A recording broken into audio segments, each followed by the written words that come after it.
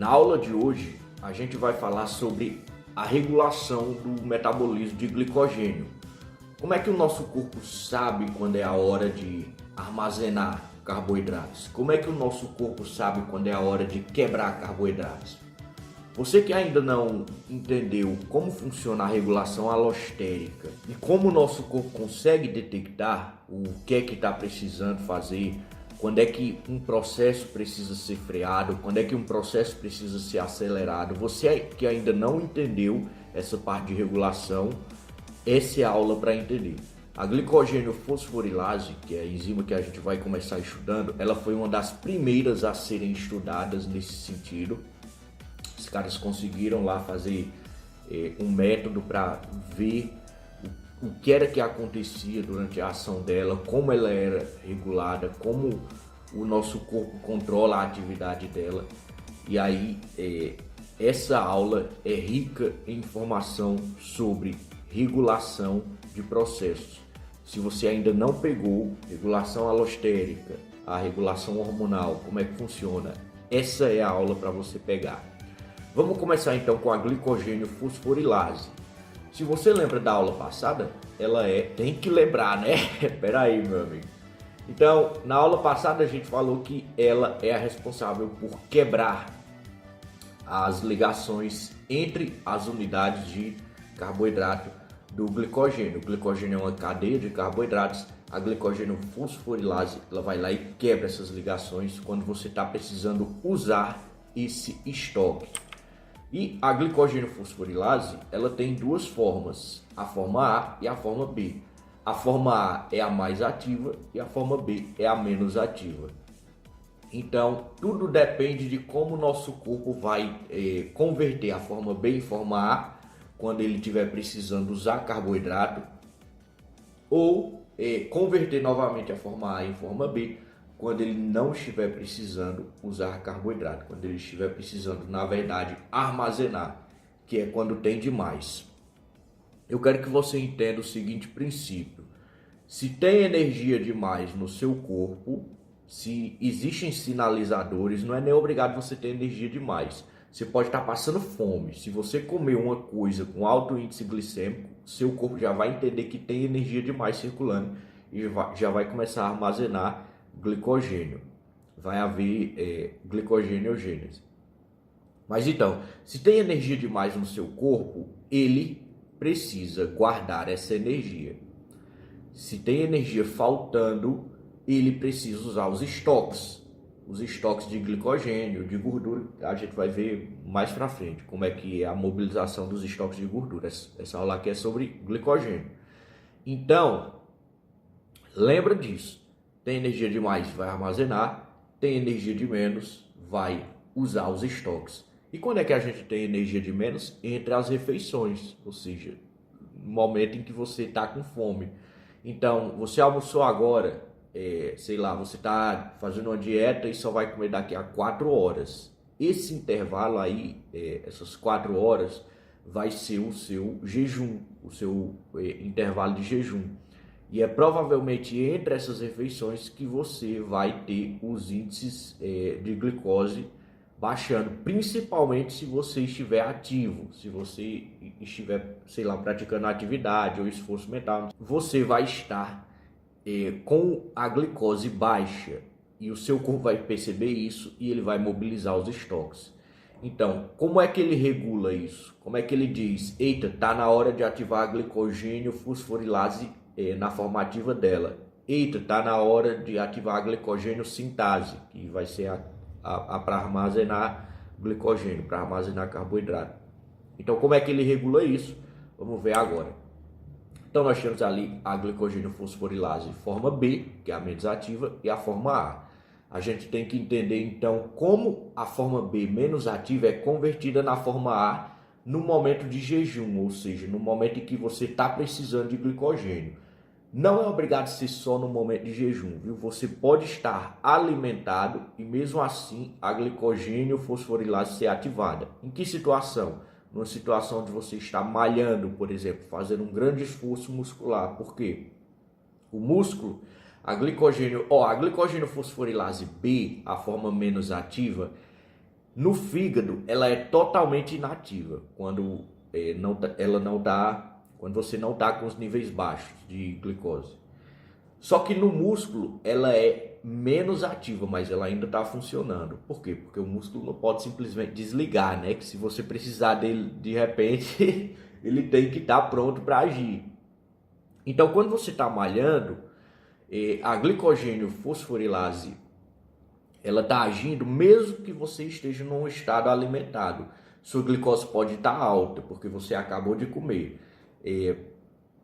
E isso vai frear a glicogênio fosforilase no fígado, mas não vai frear no músculo, porque os estoques de glicogênio do músculo eles acabam muito rápido, são gastos muito rápido. O músculo é um órgão extremamente egoísta no sentido de uso de estoques de glicogênio.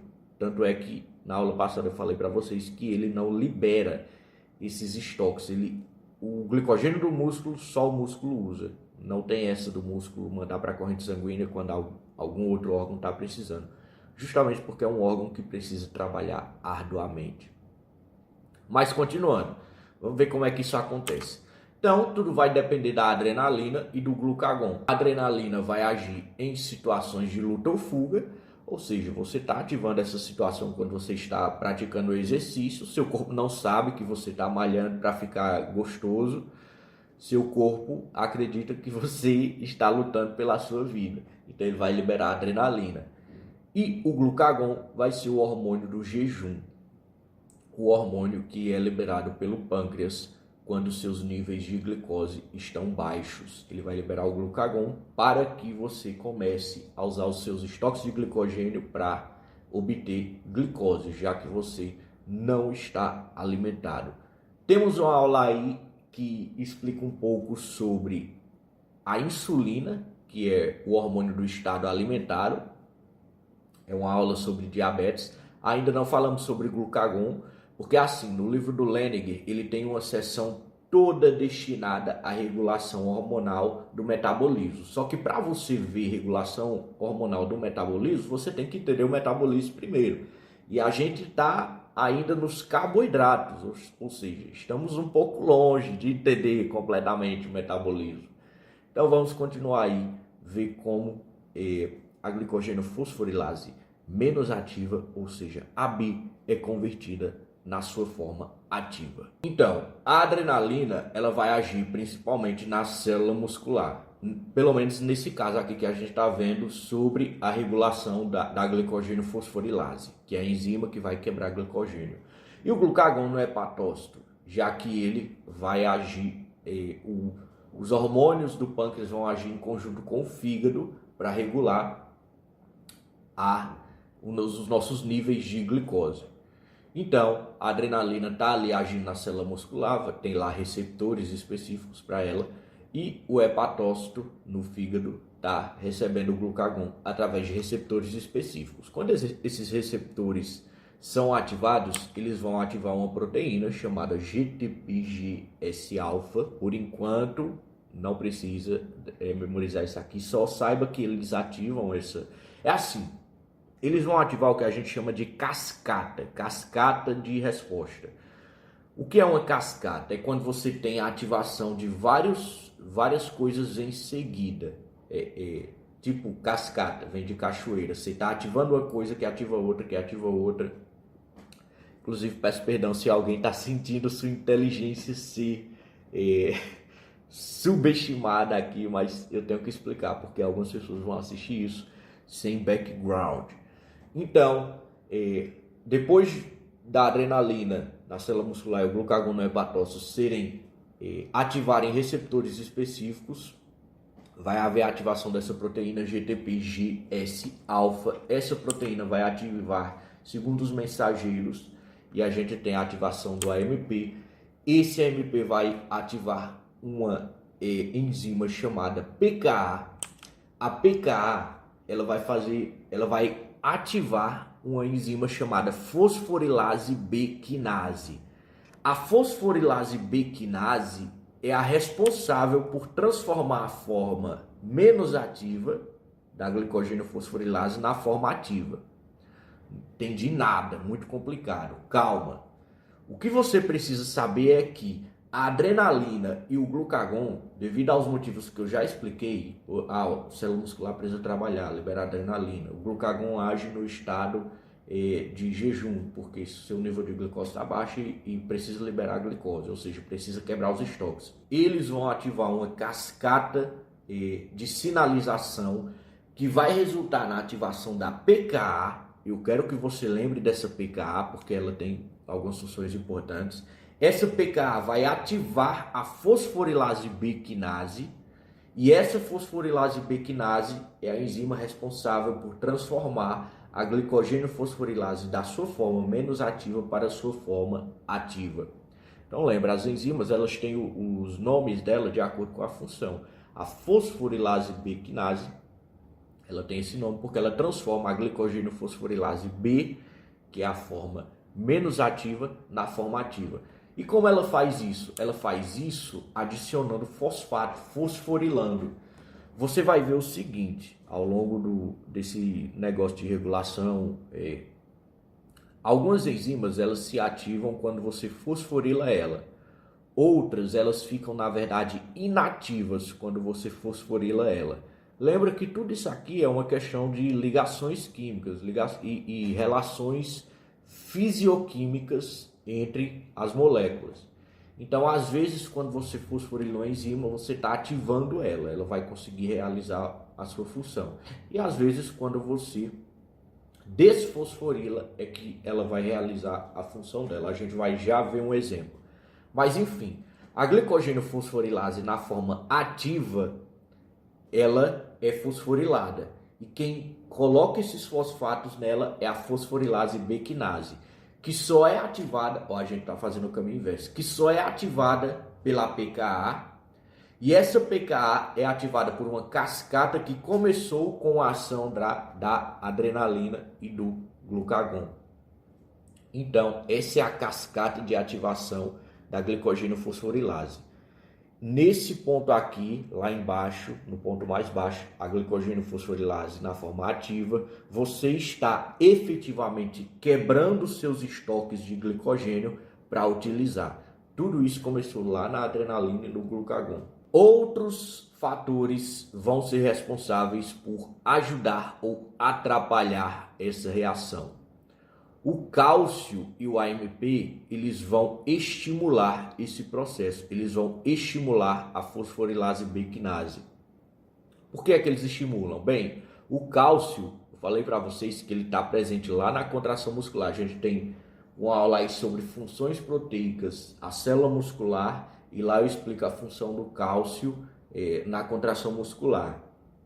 Então, se o cálcio está ativo no músculo, está lá agindo no músculo, quando tem contração muscular, significa que ele pode agir como um sinalizador de que o músculo está em atividade. E se o músculo está em atividade, é porque você precisa de energia, você precisa usar seus estoques de energia, você precisa da glicogênio fosforilase, quebrando o glicogênio para que você utilize os carboidratos. E o AMP? O AMP é um dos produtos do uso do ATP. Quando você usa ATP, um dos produtos é o AMP. E, portanto, ele serve também como sinalizador. Por quê? Se tem muito AMP, significa que você está usando muito ATP. E se você está usando muito ATP, você está gastando muita energia. E se você está gastando muita energia, você precisa usar seus estoques. Tudo é uma questão do corpo entender quando você precisa usar os estoques e quando ele precisa guardar. Isso aqui, nada pode ser controlado por você. Então, eu quero emagrecer, eu quero perder gordura, e então eu não quero armazenar energia de jeito nenhum. O seu corpo está pouco se fudendo para o que você quer. Se você comer um pão, você vai elevar a sua taxa de glicose no sangue, o seu corpo vai entender que você está com excesso de energia e ele vai mobilizar a maquinaria para que você armazene energia, seja na forma de glicogênio, seja na forma de gordura. O seu corpo não liga para o que você quer. Tudo isso aqui vai acontecer sem o seu consentimento. E o ATP? O ATP ele vai atrapalhar a glicogênio fosforilase, a forma ativa. Ele atrapalha ocupando lá alguns sítios de ligação. E qual é a lógica por trás disso? Se você tem muito ATP, significa que você tem muita energia. Se você tem muita energia, você não precisa usar o estoque. Então, o nosso corpo ele usa o ATP também como sinalizador. Ou seja, se tem ATP demais, o próprio ATP vai ser um regulador alostérico da glicogênio fosforilase. Lembra que esse negócio de atrapalha, ajuda na reação. Como é que funciona esse ajuda ou atrapalha? Tem um encaixezinho em todas essas enzimas, tem vários encaixes. Entenda isso, tem vários encaixes. Por exemplo, eu estou falando para você que a ATP, quando ele está em excesso, ele vai atrapalhar a glicogênio fosforilase A, que é a formativa. Como é que ele atrapalha? Tem um encaixezinho nessa enzima. O ATP, quando ele está em excesso, ele se liga nesse encaixe. Quando ele se liga nesse encaixe, ele acaba alterando as propriedades dela e atrapalhando a sua função. Entendeu? Então é assim que funciona a regulação alostérica. O cara que está em excesso, ele vai entrar em encaixes e vai atrapalhar alguém ou acelerar a atividade de alguém.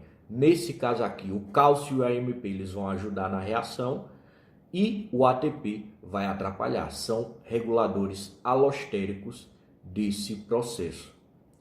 E se tem algum muito curioso aí que está perguntando, como foi que o corpo fez toda essa maquinaria, esses encaixes? Meu amigo, milhões de anos de evolução. Não se resume nem só aos humanos, porque isso aqui deve ter surgido, sei lá, nos seres unicelulares. Esse tipo de coisa surgiu. Não, regulação do glicogênio não, né? Mas processos químicos semelhantes, essa coisa de regulação da célula deve ter surgido lá ainda nos seres unicelulares. Então, milhões de anos de evolução fizeram o nosso corpo ir lapidando, nosso corpo não, né? Os seres vivos irem lapidando essa maquinaria até ela se tornar complexa como é hoje. Ela não se tornou complexa do dia para a noite. O nosso corpo não cria a grandes passos. São pequenos passos acumulados ao longo de milhões de anos. É um livro sobre isso, tem o Relojoeiro Cego, do Richard Dawkins. E tem a grande história da evolução do Richard Dawkins também. Mas, continuando aqui, outro cara que vai atuar aqui é uma enzima chamada a fosforilase A-fosfatase, ou PP1. Eu quero que você lembre dessa enzima, a PP1. A PP1, ela vai inibir a glicogênio fosforilase, ela vai atrapalhar este processo. Essa PP1, ela vai estar também presente na regulação da glicogênio sintase, que a gente vai ver daqui a pouco. Então lembra, a PP1, ela vai atrapalhar a glicogênio fosforilase e ela também vai ajudar a glicogênio sintase. Então às vezes você tem isso, às vezes você tem um cara que ele faz a regulação de um processo como ajudando um processo e atrapalhando o processo contrário. Desse jeito que ele faz a regulação. Nesse caso nós temos a PP1.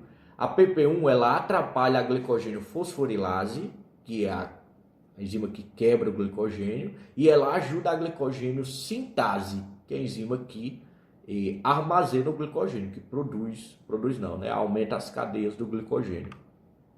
Então, nós temos aí esse esqueminha para a regulação da glicogênio fosforilase.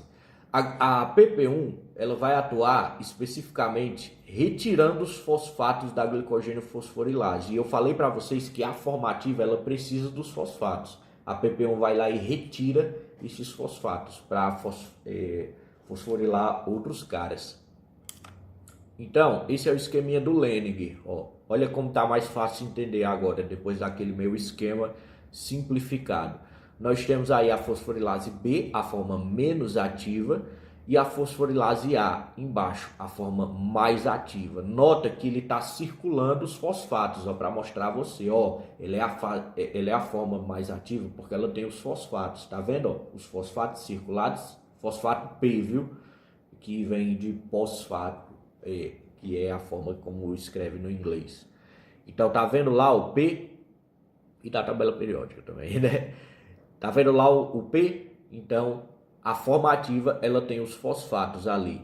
Então vamos entender esse esqueminha do Lehninger, O glucagon, tá vendo ali a palavra glucagon? Ele está ajudando o processo que vai de B para A, ou seja, que vai da fosforilase B, a menos ativa, para A mais ativa.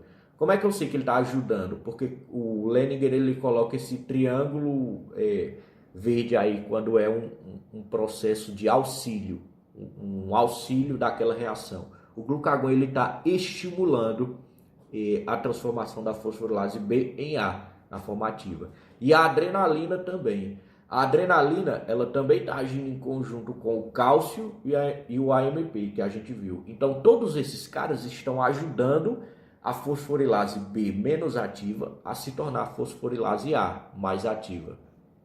Quero que você lembre uma coisa. A fosforilase A, ela é aquela que tem os fosfatos. Se ela é aquela que tem os fosfatos, alguém tem que colocar os fosfatos nela, né?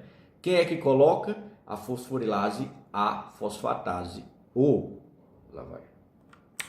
Quem é que coloca? A fosforilase B quinase, que é a enzima lá que a gente viu, que ela atua transformando uma em outra. A fosforilase B quinase, para ela fazer isso, ela precisa gastar 2 ATPs. Por isso que você está vendo ali, 2 ATPs entram durante a transformação de B em A e sai 2 ADPs, ou seja, 2 adenosinas tri viraram 2 adenosinas difosfato. Houve o gasto de 2 fosfatos. E esses fosfatos foram para onde? Justamente para ali, para as pontas da fosforilase na forma ativa.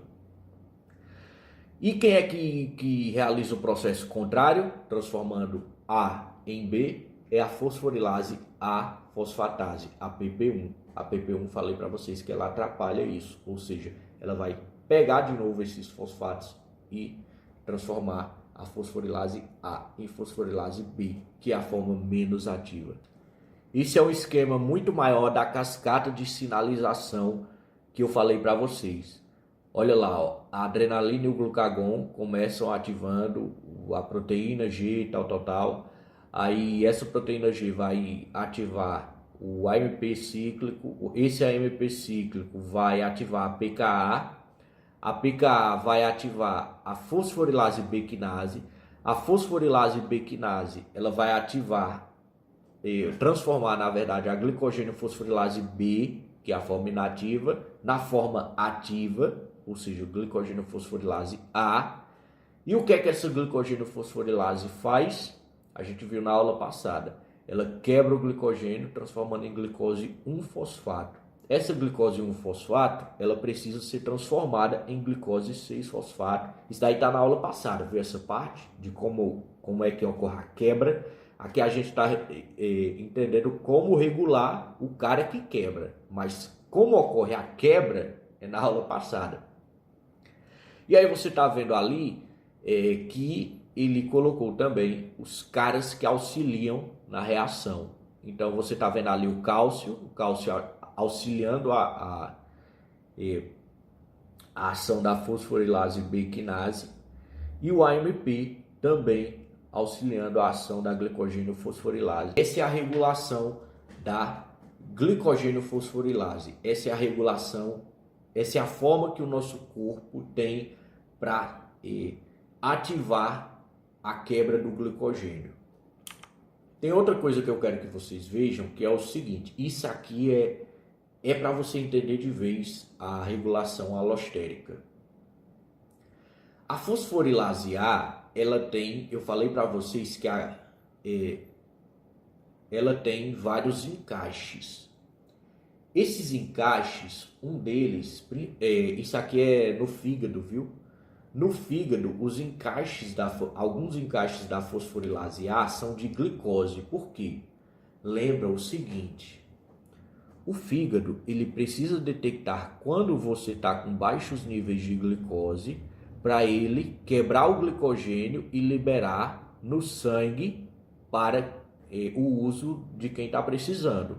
Eu falei isso para vocês na aula passada, enquanto eu falava sobre os caminhos que a glicose 6-fosfato ela toma depois que ela é quebrada na glicogenólise. Então, eu falei para vocês que o músculo ele utiliza o glicogênio dele para ele mesmo. Ele é egoísta, mas o fígado ele quebra o glicogênio, transforma em glicose e joga na corrente sanguínea quando você está precisando, quando você está com baixa glicose. Se ele faz isso, ele precisa saber quando é que você está com baixa ou quando você está com alta glicose, né? Uma das formas dele detectar isso é essa daqui, ó. A fosforilase A do músculo, ela tem esses encaixes de glicose. Quando você está com muita glicose, olha para a primeira tela, ó. A primeira tela, lá vai o primeiro desenho. No primeiro desenho você está vendo os encaixezinhos, né? Esses negócios redondos embaixo, pois pronto. Ali são encaixes de glicose. Quando você está com muita glicose, essa glicose ela vai encaixar ali. Isso é um exemplo de regulação alostérica. A glicose ela vai encaixar ali. No que ela encaixa, ela acaba fazendo os fosfatos que você tem na fosforilase A ficarem expostos, e como eles estão expostos, vai ficar mais fácil para a PP1. Eu falei para vocês que a PP1 é a responsável por tirar fosfato. Esses fosfatos eles vão ficar expostos e mais fáceis da PP1 retirá-los.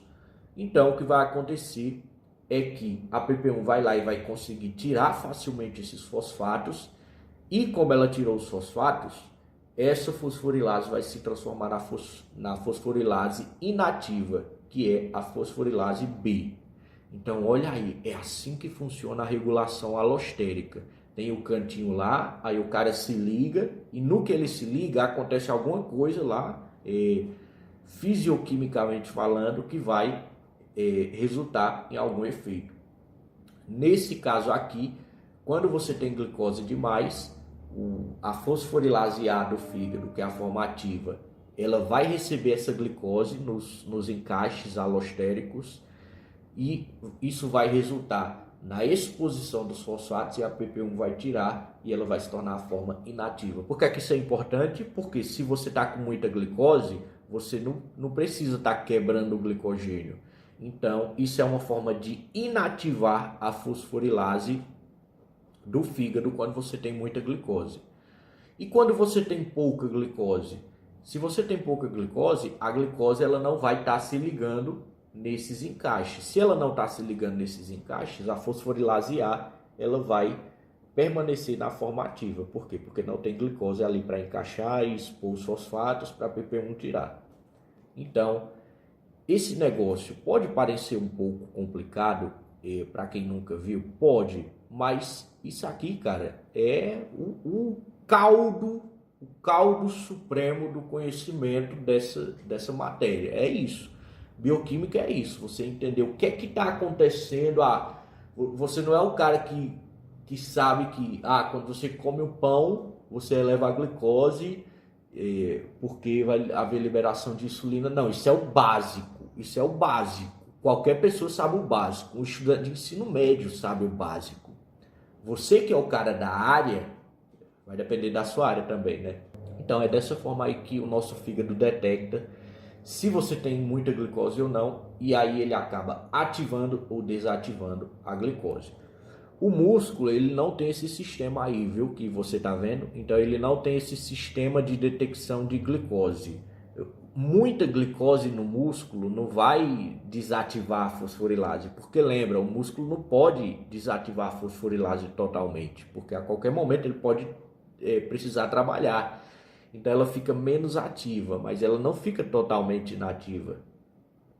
Então, no músculo não temos esse sistema. Então podemos dizer que a fosforilase A ela é um ótimo detector de glicose no fígado, enquanto no músculo muita glicose não vai desativar a fosforilase não. Na verdade, o que acontece é que no músculo, muita glicose vai, na verdade, acelerar o processo de quebra do glicogênio. O músculo, ele age como um potente redutor da glicemia. Por quê? Quanto mais glicose, você não vai parar o processo de quebra do glicogênio do músculo. Na verdade, você vai fazer mais glicogênio para o músculo e você vai usar mais também. Então, o músculo ele acaba puxando muita glicose do sangue para uso próprio. E por isso que ele é um potente diminuidor da glicemia. Por que isso é importante? Muita gente não entende o processo de perda de peso. Pensa que para você perder peso, você tem que parar de comer. Isso aqui nós estamos entrando um pouco na clínica. Como eu não sou clínico, eu vou falar aqui por cima, viu? Então, mas um nutricionista foda e experiente, ele vai saber isso aqui em detalhes e sabe que isso aqui é verdade.